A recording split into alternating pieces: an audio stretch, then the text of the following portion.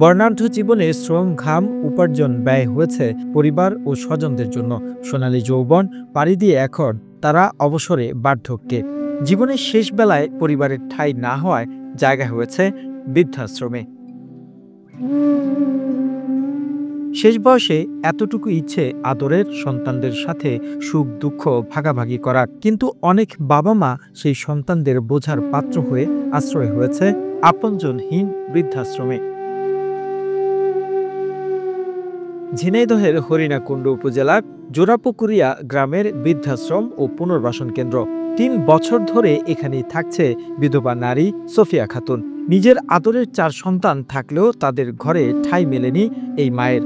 সকালের নাস্তা, দুবেলা ভাত সহ প্রয়োজনীয় সামগ্রী পাচ্ছেন এখান থেকেই। কেবল আক্ষেপ, জীবনের শেষ অধ্যায়টা কাটাতে পারছে না সাধ্য অনুযায়ী যত্নে গড়ে তোলা সন্তানদের সাথে।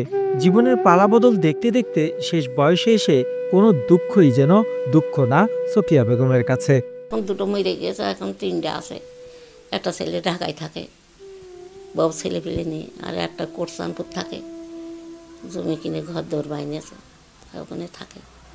বউ দেখতে পারে না, বউ আমার দেখতে পারে না। তাইতে আমার 1 বছর রাস্তায় রাস্তায় বেড়ে বেড়ে আমার জামাইটাও সেরকম ভালো না, তাই মেয়ে নিয়ে এসে আমার এখানে থেকে গিয়েছে। মেয়ের বাড়ি জামাই বাড়ি কদিন থাকা যায়? কারো পাগলে আর কি করবো, কারো লেগে কি করবো, লেগেও কিছু মনে করিনি। তো যাহাই হোক, নিজের জানলা তো বাঁচাবো। শুধু সোফিয়া খাতুন নয়, এই প্রতিষ্ঠানে সেবা, যত্ন ও ভালোবাসা দিয়ে আগলে রাখা হয়েছে আরও 20 জন মায়ের। জীবনের নানান পর্যায়ে সন্তানদের স্মৃতিচারণা, আবেগময় সময়গুলো ভাগাভাগি করেন একজন আরেকজনের সঙ্গে। নিজের মনের মধ্যে একা থাকার কষ্ট থাকলেও সন্তানদের প্রতি নেই কোনো মায়ের অভিযোগ। খাওয়া দাওয়া, তেল পানি, কাপড় চুপড় আল্লাহ আমাকে সব দেয় সে। এইভাবে এখানটা যায় না। শোনা তো সবাই, কেউ বই দেখে, কেউ হইলো হাদিস কোরআনের কথা শোনে, কেউ গান বাজনা শোনে, কেউ নাটক দেখে। এরম করে গলে মালে দিন চলে যায় আমাদের। এই বৃদ্ধাশ্রমের যাত্রার গল্পটি একেবারেই ভিন্ন। প্রতিষ্ঠান তৈরির কারণ ও নানান বিষয় নিয়ে জানালেন প্রতিষ্ঠানের প্রতিষ্ঠাতা। আরো অনেক মুরব্বীরাই বাড়ি বাড়ি কাজ করতো, একটু ভাত দিত না, একটু পান্তা ভাত দিত, তাই সব খাইয়ে মেয়ে দিন কাটাইতো। দেখলাম যে সবাই মুরব্বীরা আসে আমার কাছে, প্রথমতেই আমার কাছে আসা যায়, একটু গল্প করে, এদের এরাম হয়েছে ওরাম হয়েছে। তা আমি বললাম আমি এটা বৃদ্ধাশ্রম করি।